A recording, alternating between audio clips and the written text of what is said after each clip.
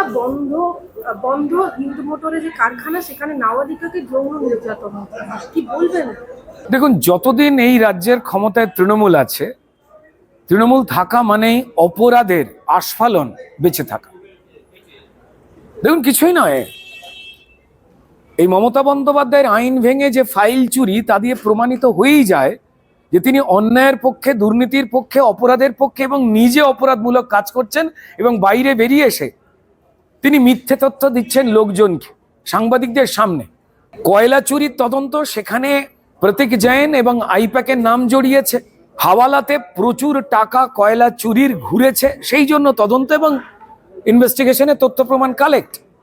এবং সেখানে ঢুকে পড়ে এই তদন্তের তথ্য প্রমাণ নিয়ে চুরি করে নিয়ে চলে গেলেন মমতা বন্দ্যোপাধ্যায়। চূড়ান্ত বড় একটা অপরাধ।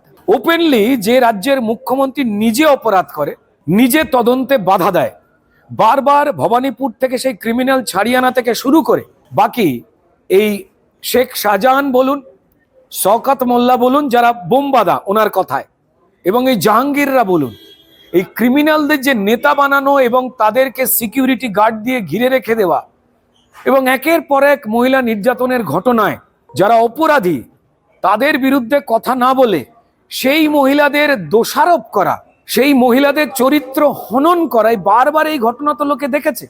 ফলত যারা এই ধরনের পাপের কাজ করতে চায় তারা তৃণমূলকে দেখেই তো শিখছে। তৃণমূল আছে তার মানে আমি অন্যায়গুলো করব, করে সেখান থেকে আমি ছাড় পেয়ে যাব। মমতা বন্দ্যোপাধ্যায় যদি বারবার অন্যায় করে ছাড় পেয়ে যেতে পারেন, তৃণমূল দলে অন্যায় করবার পর জয়েন করলে আমি যদি নেতামন্ত্রী হয়ে যেতে পারি, তো তাহলে আমি একজন নাবালিকাকে নিয়ে যা খুশি তাই করব, প্রাণঘাতী কাজ করব, অপরাধমূলক কাজ করব, আর তারপর তৃণমূলে জয়েন করে যাব। এবং তৃণমূলের নির্দেশিত পুলিশ আছে যে আমায় কিছুদিন ঘোরাবে, তারপর খুঁজে পাবে না, ছেড়ে দেবে, মেয়েটির পরিবার কাঁদতে কাঁদতে রাজপথে বসবে। এটা তো পশ্চিমবঙ্গের অভ্যেস হয়ে গেছে। আমরা কি এই দিনগুলো আর চাই?